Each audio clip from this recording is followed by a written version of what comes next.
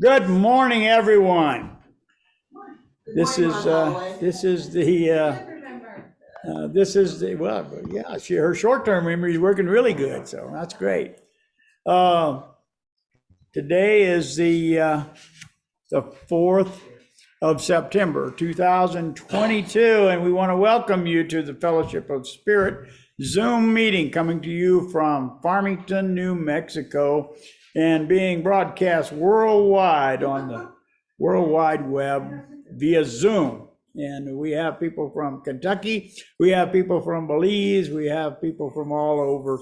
And it just breaks through the illusion that time and space separate us. It really doesn't. So anyway, we have a terrific, there I used a different word, terrific program for you today that is going to be brought to us by Brother Mark Wolf. And I can hardly wait because his talks are always exciting and informative and make a difference in my life, and I'm sure they do yours also. So we have Sue is here with us again. She came first time last week, so she's no longer a newcomer. So yeah, next week we will assign you a job. So I won't be able to be here next week. I'll be at the whole expo. yeah, okay. Well, anyway, so we have no newcomers to introduce. However, and now the prelude has no words. You're just going to play it, okay? So. No early announcements, Jerry? No. Okay, so without, Well, actually, sorry. If several people got the notice for the Labyrinth Walk, which is the 17th of this month, yeah, and I've only been responded by 2 people. Oh, People need to get in touch with me. I've got my name, I didn't get your email. okay. okay. RSVP means that you acknowledge, that, you know, it's really, I just went through a deal where I was asked a whole bunch of people to RSVP and only a few did. But most of them showed up anyway, so that's good. Anyway, Margaret Cheesebro is going to play the piano, and Steve Barker's going to sing. Are you going to sing with them, Shay? No, just Steve and Margaret, right? So we have our music taken care of. I will find us a spiritual reading, and we'll be off and running. So if you would just kind of center yourself, quiet your spirit, and listen to the music as Margaret plays our prelude.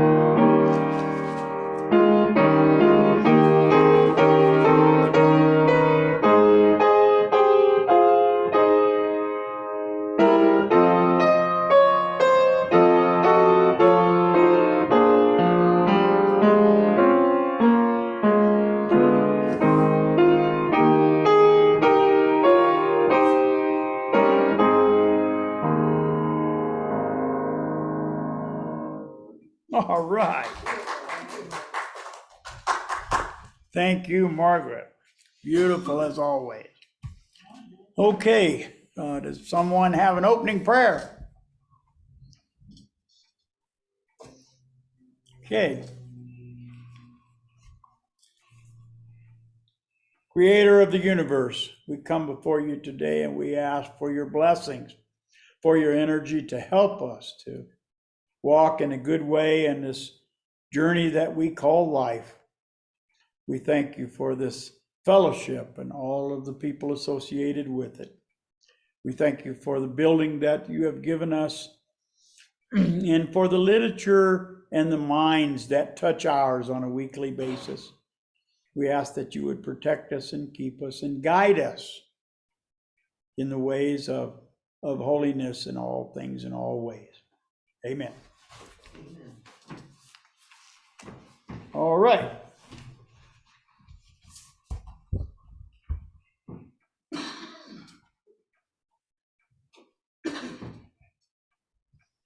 So now we're going to play the song called I Behold the Christ in You. And it is number 65 in the Brown Book.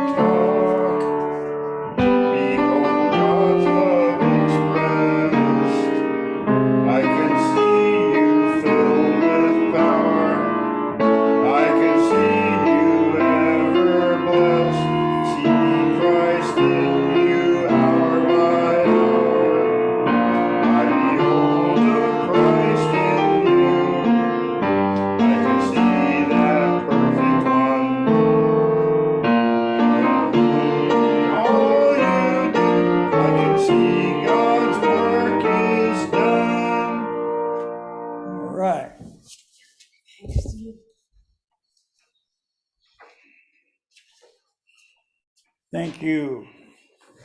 Thank you, Margaret and Steve. Next, we're going to do our reflection moment. So if you will follow along with me. Love produces a flow of energy that I now feel. I love others more than ever, and I feel privileged to be here.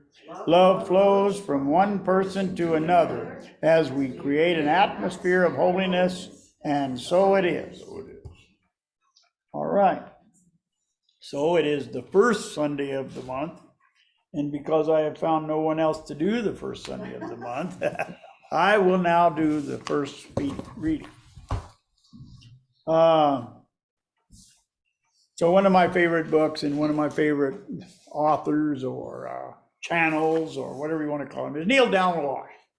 And in his book, Conversations with God, which we have studied, the first 3 books of this, haven't we? Go through all 3 books.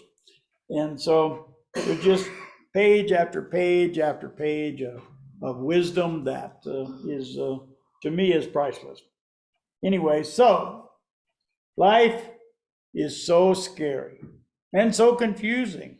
I wish things could be more clear. God answers. There's nothing scary about life if you are not attached to the results. Question, you mean if you don't want anything? That's right. Choose, but don't want. That's easy for people who don't have anybody depending on them. What if you have a wife and children?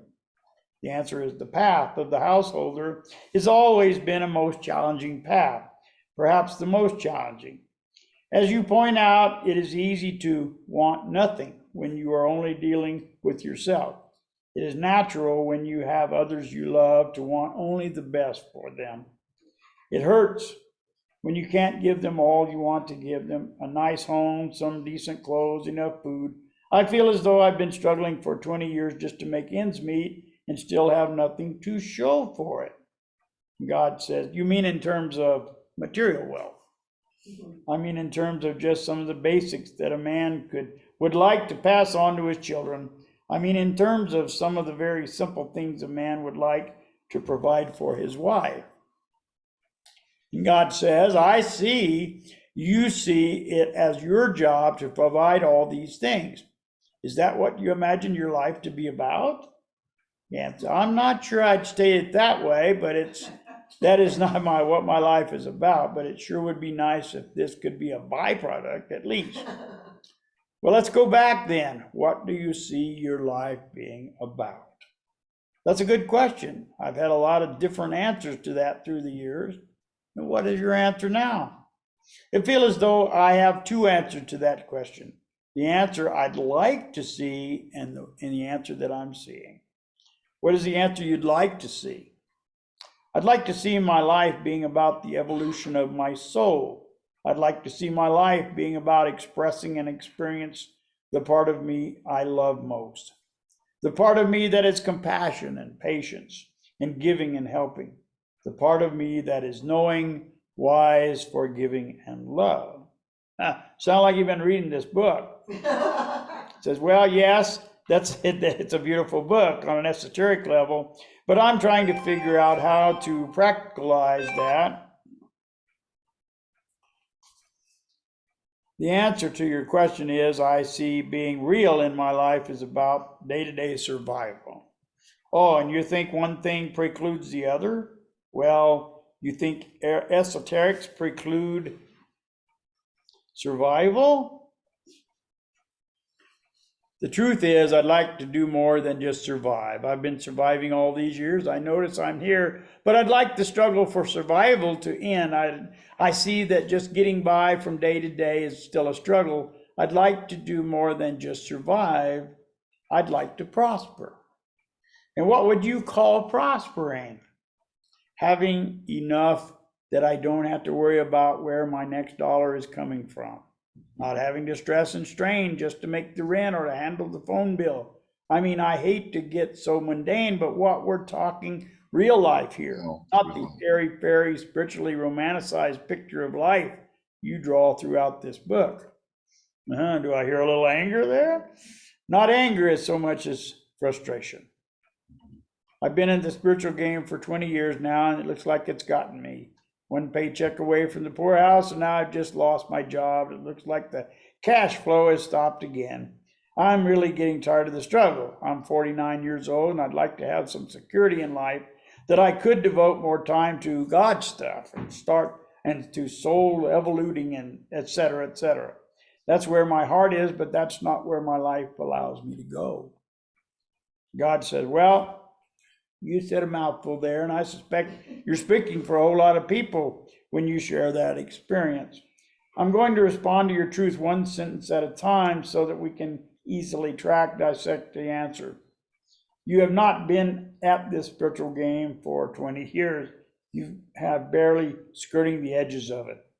This is not a spanking, by the way, it's just a statement of the truth. I'll concede that for 2 decades you've been looking at, flirting with, experimenting now and then, but you haven't felt your truest commitment to the game until recently. Let's be clear that being at the spiritual game means dedicating your whole mind, your whole body, your whole soul to the process of creating self in the image and likeness of God. This is the process of self-realization, that which Eastern mystics have written. It is a process of salvation to which much Western theology has devoted itself. This day-to-day, hour-to-hour, moment-to-moment act of supreme consciousness is a choosing and a re-choosing every instant.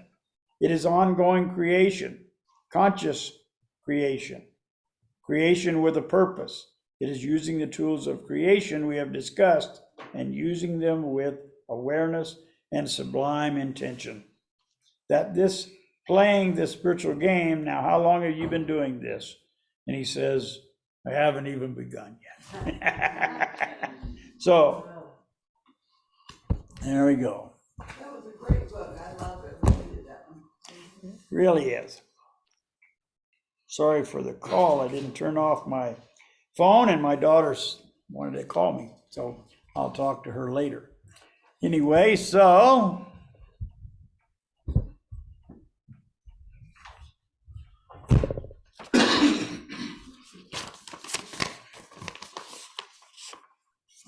now we have a song, and I will get it going here.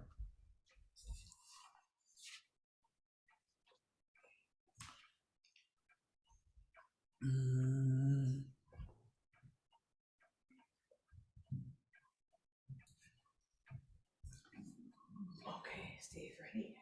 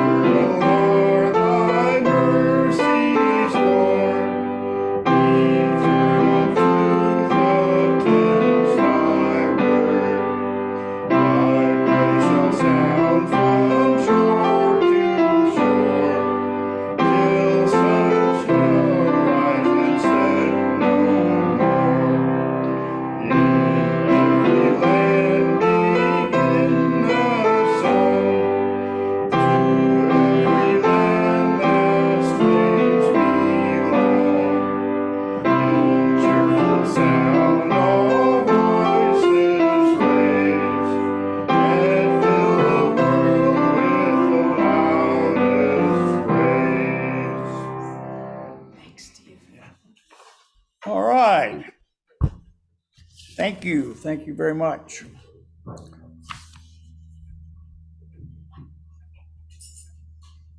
Okay, so Mark Wolf used to live here in this county, and he was very active in our church, and he spoke many times on many subjects. And today he's coming to, he moved away, and we missed him for a while, but then Zoom came along. COVID happened, and we started getting Zoom, and Mark is now able to share with us again, and we're always grateful that he does. So, without further ado, I'm going to introduce Mark Wolf, and his title of his talk is 40 Years on a 6-Day Hike. Is that my cue? That is your cue to get All it. right. Good morning, everybody. Good morning, Mark. Sweet. And thank you for once again asking me to be your speaker this morning. It is a lovely morning up here in the northern tip of Kentucky. It's been raining, but I just noticed that a little bit of sunshine was peeking out. So that's a sweet thing. You know, the flow of time seems to have accelerated for all of us, not just for us old folks. You know, you kind of you go to bed and it's tulips and daffodils and bunny rabbits, and then you wake up and it's like scarecrows and pumpkins. You're thinking, okay, weren't we just doing Easter eggs? You know? Excuse me, it's a very similar thing that I want to talk about this morning. And you'll find that some of this ties in with your book discussion group very well. I want to talk with you about one of the biggest problems in the Bible. It's a problem so big and so overwhelming that many people who have given up on faith, given up on spirituality, have done so because of this very problem. You know, I have Facebook friends who are angry with God, and because of this. And in their anger, what I feel is disappointment, that they really wanted to believe and they wanted to have a spiritual connection, but they just couldn't do it. And so first, this morning, as I often do, I want to suggest that you grab a scrap of paper and grab a pencil, because I think that you might want to take some notes. And with a few notes, you can revisit these ideas later this afternoon and look at the references again, and perhaps think about how you can make use of these ideas. So what is this Bible problem that is so big and so overwhelming that people have given up on faith because of this very thing? Well, here it is. Here it is. Why did the children of Israel take an unbelievable 40 years to cross the relatively short distance between Egypt and the area that we call in modern days Israel? I mean, think about it, 4 decades. I mean, 4 decades ago, I was, well, I started to say 4 decades ago, I was 2 years old, but there you go. Actually, 4 decades ago, I was just out of college. I was in my mid-20s, and that's a long time, you know. And then again, how far is? I mean, really, how far is it from, just for reference points, from modern day Cairo to modern day Jerusalem? It's only 263 miles. Okay, and for comparison, to kind of get you in the mood, you imagine starting in Albuquerque and you're going to Amarillo. You know, and that's a little farther. That's a little farther, but not much. And so it's not a walk around the block. It's not a walk down to pick up the mail, but it's also not a walk that should logically take 4 decades to complete. And actually, if you could walk for 24 hours a day, you could do it in 6 days. You know, that's why I decided to entitle today's message, 40 Years for a 6-Day Hike. Now, before you say, well, yeah, but you can't walk 24 hours a day. Can't walk 24 hours day and night. So, okay, I get that, and that makes sense. That's valid. But here's the thing. Jot this down. Exodus 13:21. All right. Exodus 13:21 says, and the Lord went before them by day in a pillar of cloud to lead the way for them, and by night in a pillar of fire to give them light to go by day and by night. Now, what that means, we'll look at this more, but what that means is that Father God led them in the daytime and Mother God led them at night. And if they traveled only in the daytime, and you could find this very easily on Google, if you traveled only in the daytime, it would take 11 days to make that hike. So no matter how you look at it, no matter how you turn it around, it really doesn't make much sense. And the really logical conclusion, I mean, seriously, the really logical conclusion here is that this whole divine guidance thing, you know, this miraculous guidance thing, you know, led them in circles. Led them round and round in circles and back and forth on, and kept them out there for 40 years on a journey that should have taken a week or 2 at the most. So what are we left to think? You know? So I did an experiment. I said, okay, let's imagine that people are trying to research this on their own and trying to figure it out. And so I went to Google, all right, and I said, hey, Google, how long did it take the children of Israel to reach the promised land after they left Egypt? And the answer came up, the same answer came up again and again and again. It came up, it says 40 years. Okay, 40 years, and yet that's wrong. Okay, that's the whole point. That's wrong. The 40 years thing, out the window with it. It's wrong. Now, we're going to start with a brief timeline. All right. The Israelites, meaning the descendants of the 12 sons of Jacob, and we remember that Jacob was renamed Israel and that whole thing. Okay, so they went to Egypt, and eventually they became slaves in Egypt, and then in time God sent Moses to lead them out of Egypt. Now, within 2 years, not 40, 2 years, they arrived at the border of the Promised Land. All right, 2 years, and in the 2 years that they dwelt in the Sinai Desert, two important things happened. Actually, there's more than two things, but the two main things are that first, they received the law from God. All right, now we call it the 10 Commandments, but in Hebrew, it's more like 10 teachings or 10 wise sayings. Then second, they spent a very great deal of time constructing the tabernacle. Okay, so what was the tabernacle? Well, the tabernacle was a large mobile or movable tent, right, which was constructed according to a very elaborate set of instructions, very precise set of instructions given to Moses. And this very precise set of dimensions and building materials made the tabernacle strong enough to contain the energy of God, strong enough to contain the multidimensional consciousness of God. Now, you say, well, yeah, but that don't make any sense because God dwells everywhere. Right, I get that, but it was in a very special or a very intimate way through the tabernacle. So the book of Exodus, there's a great deal of material on how to construct the tabernacle. It is very detailed. It goes on.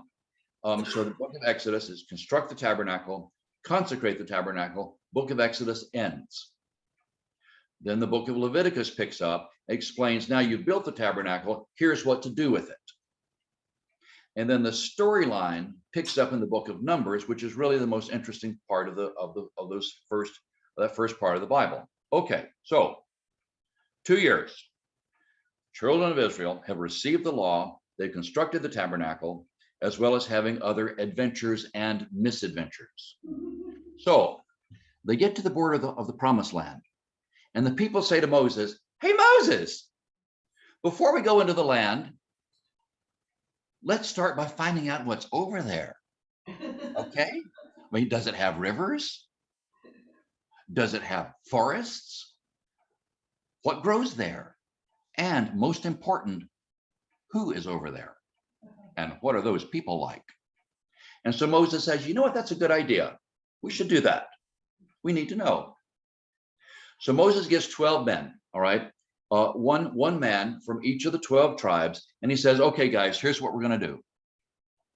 Go check it out, all right? Find out who's over there. Find out what it looks like. Bring us some fruit to sample and let us know, all right? And so the 12 men, they're sometimes referred to as the 12 spies, okay? They enter the Promised Land in approximately early July. They spend 40 days checking out the countryside. And after 40 days, they return and report back to Moses. And here's what they said. Now, read about this. It's a really interesting story. Read about it in the book of Numbers, chapters 13 and 14. Okay, jot it down, Numbers 13 and 14. Okay, so the spies come back and says, wow, it's fantastic. Talk about your land of milk and honey. Well, our place drips in milk and honey. And the fruit, fig trees and pomegranates, and get a load of the grapes. So they bring out this cluster of grapes, and the cluster of grapes is so big, it takes 2 men to carry it. And so all the people say, wow, but what are the people like over there? And then 10 of the spies says, oh, yeah, about that. They're strong people. They live in cities with walls, and they're giants. I mean, they're giants. And we were scared, and we're afraid they're going to step on us like grasshoppers. They're too strong for us. We don't dare go over there. And so all the people are frightened, and they're angry with Moses, saying, Moses, who asked you to drag us out of Egypt in the first place? We're done with this. Let's elect a leader, and we're going back to Egypt. And then 2 of the 12 spies, who were Joshua and Caleb, says, wait a minute, we saw the land too, and it's a good land. And if God says he's going to give it to us, then we have to go, we have to believe. Okay, we've been through so much already. All we have to do is believe and go forward. Believe and don't be afraid. But the people were afraid, and they did not believe, and they refused. They refused. We are not going over there. We are not, no promised land. Not going over there. So read about it in the book of Numbers, chapter 14, verses 33 and 34. Okay, Numbers 14, 33 and 34. Moses prays to God. God comes back and says, okay, I'm done with y'all. Here's how it's going to work. The spies were in the land for 40 days. So you're going to spend a total of 40 years in the Sinai desert. But Caleb will enter the promised land along with his children because he believed. Likewise, Joshua will enter the promised land with his children because he believed. But the rest of these adults, they will die in the desert. And the younger generation will grow up, and I will give the land to them. So 2 years, okay, to reach the promised land, and then 38 more years because they did not believe and they were afraid. This is spelled out explicitly in Deuteronomy chapter 2, verse 14. All right, Deuteronomy, DEU 2:14. So a total of 40 years, but it wasn't supposed to be that way. It was supposed to be leave Egypt, get the law, build the tabernacle, go into the promised land. But they were afraid. Now, did it actually happen the way we read about it in the Bible? I mean, did that really happen? I mean, seriously. Well, historians say, yeah, probably not. Archaeologists say, yeah, you know what, we've never found any evidence. You know, no Coke cans or potato chip wrappers or anything from a large group of people living in the Sinai Peninsula at that time. So, did it really happen? Well, personally, I believe that it happened pretty much the way we're told. However, the lessons for our own lives are profound, okay? Regardless of whether it really happened that way or not, the spiritual teachings that we can get out of this are much more important than the story itself. You see, here's the thing. God offers each one of us a promised land today. Well, what is that promised land? Well, that promised land is an experience on this earth of joy and happiness and blessings and fulfillment. Each one of us has been given a cup. It is supposed to overflow with blessings. But here's the thing, okay? This is amazing. Listen, this is amazing. God can only bless us according to our consciousness, okay? God can only give to us according to our willingness to receive, all right? In other words, when we have a consciousness of poverty and lack, it is not possible even for God to bless us with prosperity. We have a consciousness that's filled with anger. It is not possible even for God to bless us with happiness. We have a consciousness of fear and resentment. It is not possible even for God to fill our cup with love. See, remember the Israelites were led to the border of the promised land. They refused to accept it. And so they were turned away. They were turned away back into the desert until their consciousness changed, represented by the dying of the older generation, and then the younger generation, a new consciousness, in other words, was ready to receive it. Now, we're going to go deep, all right? We're going deep, all right? Listen, Deuteronomy chapter 7, verses 1 through 5. All right, Deuteronomy 7, 1 through 5. This is Moses. It says, the Lord your God shall bring you into the land which you go to possess, and shall cast out many nations before you, the Hittite, and the Girgashite, and the Amorite, and the Canaanite, and the Perizzite, and the Jebusite, and the Hivite, 7 nations greater and mightier than you.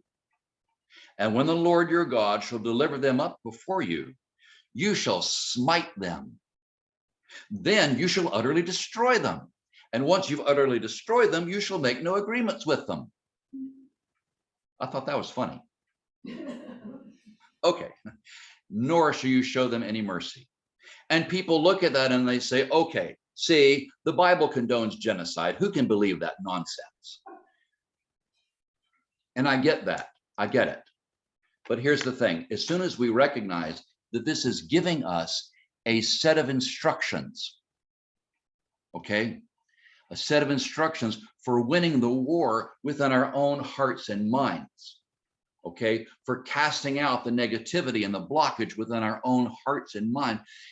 It's a blueprint and it makes perfect sense, okay? It is telling us how to defeat the negativity in our own minds so that we can enter our own promised land. Now, is it just a coincidence that Moses gives us a list? I mean, who cares? He gives us a list of 7 nations greater and mightier than we are. 7 nations. There's our clue. See, up to now, here's the thing. Up to now, much of the negativity and blockage in our minds has been greater and mightier than we are. That's why we're not in the promised land yet. Okay, that's why we've not entered our own land overflowing with blessings. So I'm going to show you 7 levels of negativity and how we're going to defeat them.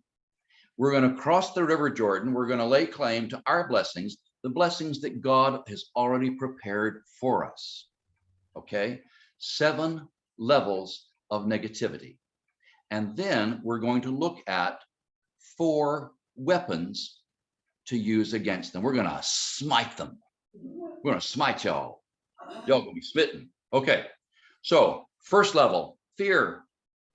We are afraid. And fear is the first level of negativity. Okay, look, Genesis chapter 3, verse 10. Okay, Genesis 3:10. Adam says to God, I was afraid. And then that fear was passed on to all of us. If there is such a thing as an original sin, it is fear. All right. That is the first level of negativity. It is also the beginning or the source level or the headwaters of all the other levels of negativity. Okay. The second level of negativity is the belief that the things that are in front of us are greater than the power and light within us. All right. The third level of negativity is the belief or the fear that we will never find fulfillment anyway. We'll never find real happiness. And so we eat too much and we drink too much. We go shopping too much. We go looking for something to take away the pain and fill the emptiness. The fourth level of negativity is the belief or the fear that defeat is forever. Okay, because sometimes we fall, sometimes we fail. Sometimes, God forbid, we experience a setback or a misfortune. And the fourth level of negativity is when we believe that we cannot come back from that. Yeah, that happened and it's just too bad, you know? The fifth level of negativity is the belief or fear that what came before must determine what comes next.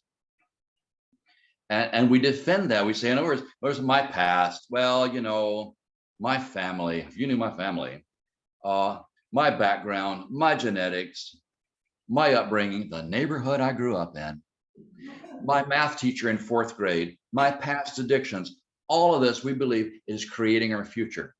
And if you allow it, it will. All right? If you allow it, it will, but it can be changed. And we will look at taking control of that in a moment. The 6th level of negativity is very simple. It's also extremely common. We call it selfishness. Okay, the belief or the fear that we are made less by helping and giving and sharing and forgiving. And finally, the 7th level of negativity is also extraordinarily common. The 7th level, we get tired and we give up. Just settle for whatever. Okay. Now, it's good to rejoice in the many blessings that surround us, to feel joy for the life and the light and the love and the mercy that surround us. But the 7th level of negativity means we give up. We give up on our dreams. We give up on our hopes. We give up ever really realizing the desires of our heart. And in other words, we just give up. It is what it is. There's no way to change it. So whatever. Let's go with it. Okay. 7 levels of negativity corresponding to the 7 nations greater and mightier than we are. So once again, fear, which is the source or headwaters of all negativity. Second, the belief that what's out there is greater and mightier than what's within us. Third, the belief that we can never find fulfillment anyway. Fourth, the belief that failure or misfortune is permanent. Fifth, the belief that our future must be determined by the past. Sixth, selfishness, the belief that we become smaller by giving and sharing. And 7, we give up. I mean, who wouldn't after all that, you know? We stop believing in the possibility of good in our lives. 7 levels of negativity. Now, more important than that, 4 weapons to use against the negativity and cast the blockage out. Okay? 7 levels of negativity corresponding to the 7 nations that kept the Israelites from entering the promised land. 7 nations greater and mightier than you. Now, okay, now wait a minute, hang on. Wait. Greater and mightier. Isn't that redundant? I mean, why just say one or the other? Oh, they're greater than you. Okay, we get it. They're mightier than you. We get that. But why does it have to have both? Here's why. Okay, listen. Just as there was a pillar of cloud that represented God the Father, the word greater represents the power of Father God. Likewise, just as there was a pillar of fire that represented God the Mother, the word mightier represents the power of the Mother God. Okay, God says to Moses, 7 nations greater and mightier than you are, but you have to listen to what it does not say. Okay, God did not say they're greater and mightier than I am. Okay, now Deuteronomy 20 verse 1. Okay, Deuteronomy chapter 20 verse 1 says, when you go forth to battle your enemies and you see horses and chariots and a people greater than you are, you shall not be afraid of them, for the Lord your God is with you. In other words, our victory over the 7 levels of negativity and blockage is already promised. It's already there for us. We just need the 4 weapons against the darkness. Okay, 4 weapons to win the war within our own hearts and minds. Now here it is. First, the first one is love. You knew that. The first one is love. 1 John chapter 4 verse 18. Love casts out fear. Okay, how simple is that? And fear is the source or headwaters of all the negativity. That's why we're told again to love one another. Well, what's the answer? Love one another. Oh, great guru, tell me the answer to the universe. Love one another. Okay, loving one another is not just a sweet platitude, it's a weapon. Loving one another is a weapon that disarms the negativity and the blockage within ourselves. See, the other side of love is forgiveness. When we choose to forgive, we gain control of the past. Oh, we choose to forgive, we change the past. And I'll tell you something, and you won't hear this somewhere else. I'll tell you something.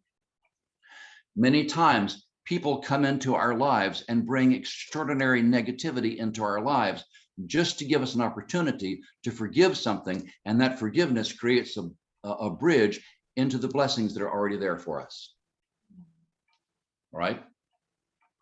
Our second weapon is responsibility. Okay? We have to acknowledge that we are responsible for creating our lives. Because until we acknowledge our responsibility, we will remain victims of life and circumstances out there. I created this. If I created it, I have power over it. If I created this, I can change it. The third weapon against the negativity, the third weapon that casts out the negativity and the darkness within us is sharing. Okay. See, as long as all we do is we get, we receive, and we get, and we receive just for ourselves alone. And as long as we're doing that, we're acting like the negativity. As long as we're receiving selfishness, we're acting like the darkness, and it will never be possible to remove it. In order to remove the darkness, we have to act like something that's greater and mightier than the negativity. That's the only way to remove it. So when we share, and that means sharing whatever we have, time, money, light, love, food, whatever. When we share, we're acting like the light. And when we act like the light will eliminate the darkness. And finally, the fourth weapon, I've already mentioned love and forgiveness, taking responsibility and sharing. And the fourth level, or of healing, or the fourth weapon against the darkness, is to get outside our comfort zone. That one can be hard. All right. See, spiritual growth and blessings, the blessings of our promised land will never occur when we're safe inside our comfort zone. All right. What do the Israelites want to do? We're scared. We're scared. These people over there, we are scared. We are going back to Egypt. Egypt represents the comfort zone. We have to get outside that comfort zone. We have to love outside our comfort zone. We have to forgive where forgiveness is uncomfortable. We have to dare to take responsibility for having created something that makes us uncomfortable. We have to share. We have to dare to share beyond what we're really comfortable sharing, and have faith that God within us is greater and mightier than whatever's in front of us, as well as whatever blockage or negativity remains within us. See, the exciting thing here is that, listen, this is cool. Meeting the 7 levels of negativity with 4 weapons of healing, that makes 11. 7 plus 4 equals 11. And 11 is the number of moving to a higher level of consciousness.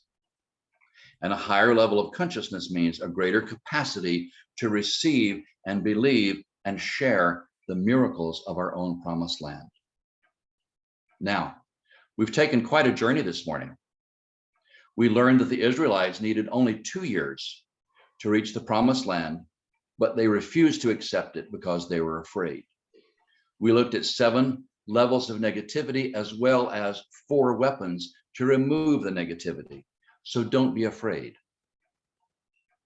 These 4 weapons of light bring the light of God into our lives, and that light is greater and mightier than anything that we feel we're up against. So don't be afraid. Believe, have faith, and enter your own promised land of blessings and joy, so that you have blessings and joy and light to share. Ron, that's your cue. I was waiting for you to say namaste. Namaste. Yeah, my cue is normally namaste, but anyway, thank you, Mark. All right, let's give him a big hand.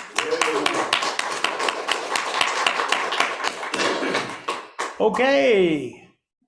At this time, we usually let people come forth and talk to you, Mark. So does anyone want to talk to Mark? Yeah, Mark, boy, understanding of the 40 day or 40 years has really been something that I thought was really dumb about the Bible. And you just Exactly. you kind of brought it all to life there. So I really appreciate that.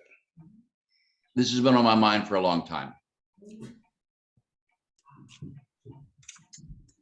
Is there any historical evidence of real giants in that area? You know, depends on what website you look at. Their websites will say, "Oh, absolutely, we found the skeletons," and then their websites will say, "Oh, yeah, no, you didn't." There is an obscure reference in the Bible to an iron bed that was something like 10 cubits, like 30 feet long. And an interesting thing is that the Genesis, whatever it is, 5 or 6, talks about the Nephilim, who were giants, and it talks, Noah's flood, that whole thing, and it says the end of all flesh has come before me. It does not say the end of all spirit.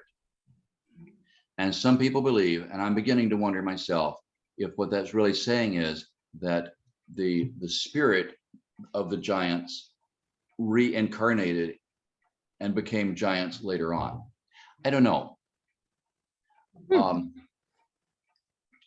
And then there are people who say that, yeah, there weren't really giants over there. They were the 10 spies were afraid that they were afraid they were going to lose their own standing within their tribes, and they didn't want the people to go over there. So I know the answers are all over the map, and I don't know. Thanks. Good history lesson, though. I think that sometimes the mixed up history is sometimes a block for people when they read the Bible. They're like, wait a minute, what is the historical precedent for this? Exactly. But I like the metaphorical interpretation of the enemies that you brought. It was really helpful. Good. Oh, it must be Jen. It's Jen. Wasn't Susan. Susan was. Yes, I did want to say something. Mark, as usual, you're incredible. And I really, really appreciated that you talked about the 7 levels of negativity. We also would go into like the 7 chakras and a lot of it. I mean, 7 is such a number.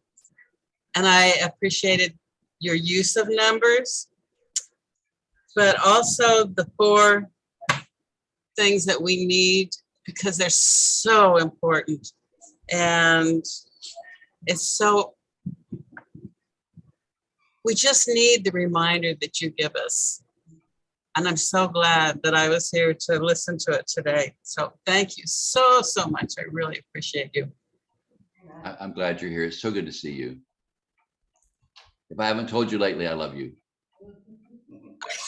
Well, Mark, the feeling is mutual. I am so glad that we brought you here so many years ago. That really was one of the best things we could have ever done. Mark, I have a question. I'm not well steeped. I'm not like Biblical scholar. yeah, I'm not a biblical scholar like you are. I was under the concept that Moses is the one, because he'd thrown his rod down twice to get the water out of the rocks. That's why he couldn't go into the promised land, and that's why they spent the 40 years wandering around. But your interpretation is that it was the fear of the people. Can you?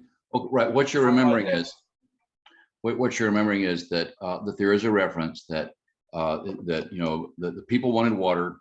God says, "Speak to the rock." And Moses was so annoyed with the people, he took his staff and he whacked the rocks. This is for all of you. And the water came out. And that for that act of disobedience, he was not allowed. That he was to go into the promised land. There are scholars who say that no, he was simply finished with his work. and his consciousness had elevated high enough that that his own promised land was not on the earth. His own promised land was elsewhere, and that he ascended. That's why it says that nobody knows where his grave is, which is sort of like a hint that there's not one. But that he hit the rock is not the reason that the children of Israel could not go in. Rather, it is said by some that's the reason that Moses himself could not go in. Okay, so Because he demonstrated anger. Was that his anger probably kept him out, or what? His disbelief and disobedience. Disbelief and anger. okay, thank you. All right, that's great. You always stimulate a lot of responses and questions, and that's great. All right, get us to thinking. Get us to thinking. All right, well, thank you very much.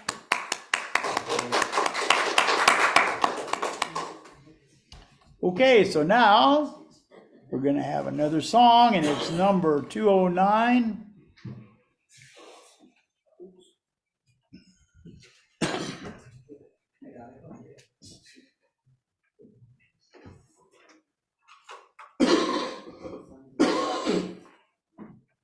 Let there be unity. I'm ready to go. I'm figuring this thing out after 3 years. It's about time. Yeah, but you did.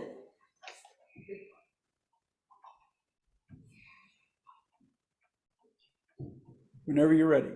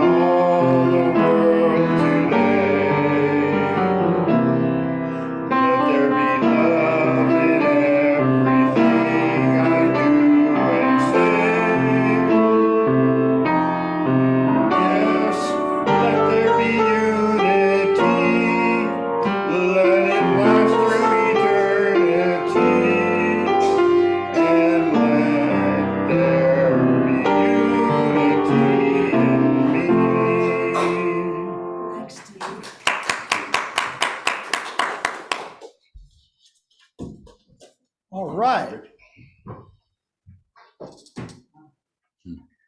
There we go. That's great. Thank you.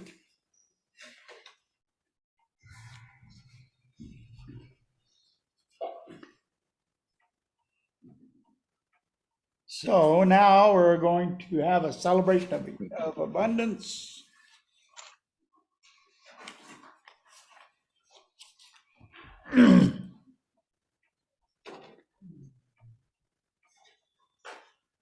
And you got the plate out already. All right. You were anticipating this portion of our program, were you not? Yes. So, okay, so repeat after me. Put whatever you're going to contribute over your heart and say, divine love flowing through me blesses and multiplies all that I have, all that I give, and all that I receive through infinity. I am prosperous.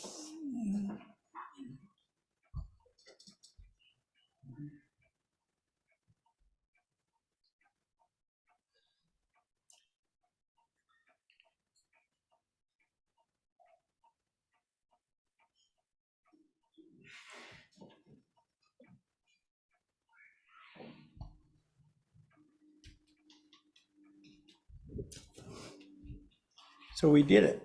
Got it all done. Put it back in here.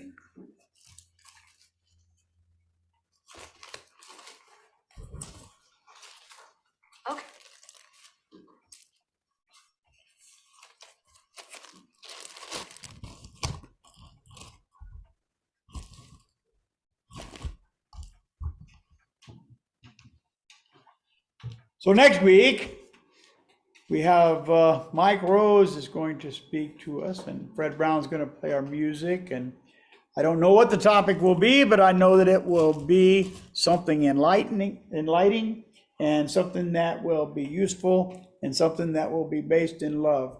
And because I know Mike Rose, and I know that's what it's going to be. And it's going to be based in Course in Miracles.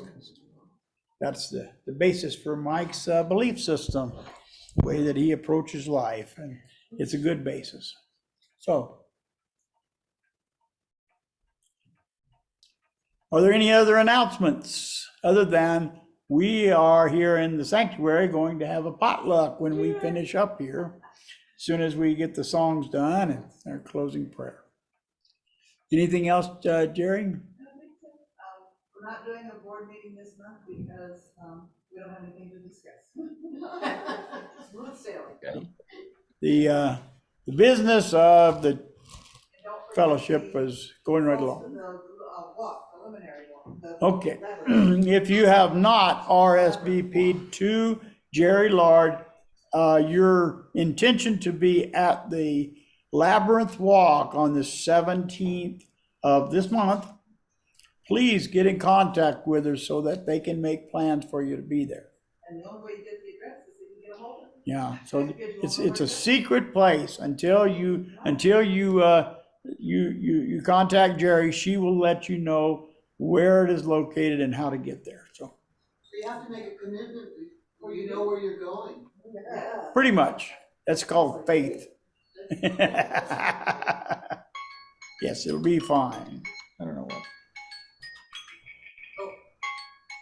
My little clock is saying time's up, but I didn't even know I was on a time thing. Remind everybody about the whole One of those- expo next weekend in Durango at La Platte County Fairgrounds. That is correct. So next weekend is the whole expo in Durango, Colorado. We have two people here today who are going to be presenters, who have booths and are going to be doing what they do up there. And that's Sue Breeze, Green, breeze like wind. breeze, like a gentle breeze. So anyway, so Sue is going to, and she is a medium. She has lots of different ways to help you to interact with spirit and help you to improve your life. And so she will be there, and our own Margaret Cheesebro is going to be there, and her way of interacting is through trees. And so she will be there and she will help you. Her book will be on sale, as well as her wisdom will be there to share with you. So, all right.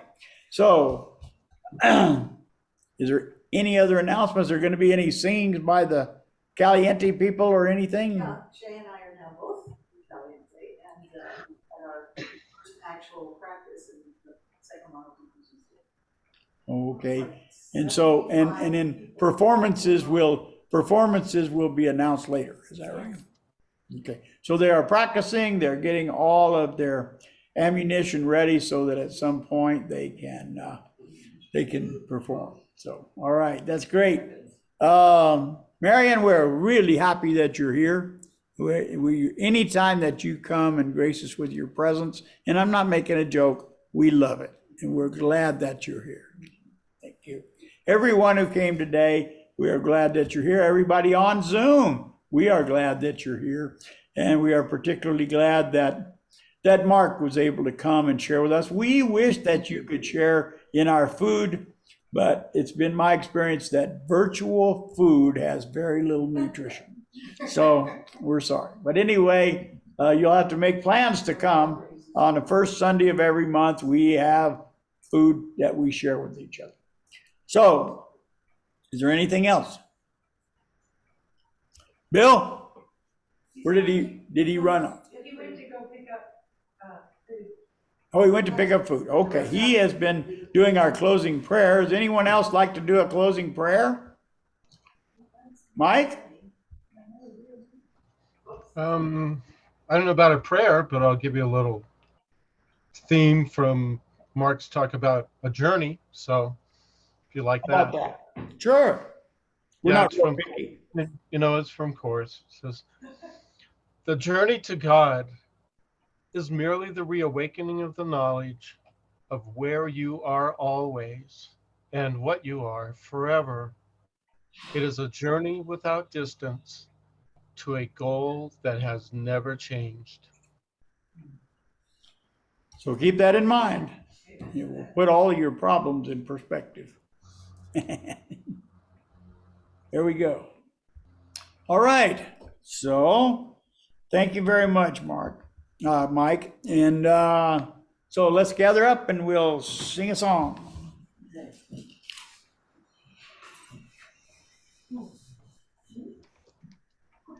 So Ron, the title of the talk is going to be a few of my favorite things. A few of my favorite things. Okay. Is he coming in person or on Zoom? Who? Mark. Mike?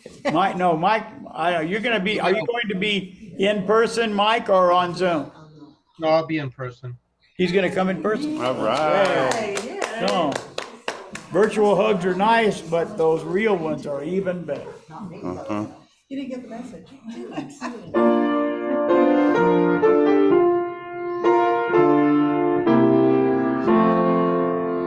God bless America, land that I love. Stand beside her and guide her through the night with the light from above. From the mountains to the prairies, to the oceans white with foam. God bless America, my home, sweet home. God bless America, my home, sweet home. Weave us together, weave us together in unity and love. Weave us together, weave us together in unity and yes, there is peace on earth, and yes, it begins with me. Yes, there is peace on earth, a peace that was meant to be, with God as our Father, family all are we. So let us walk with each other in perfect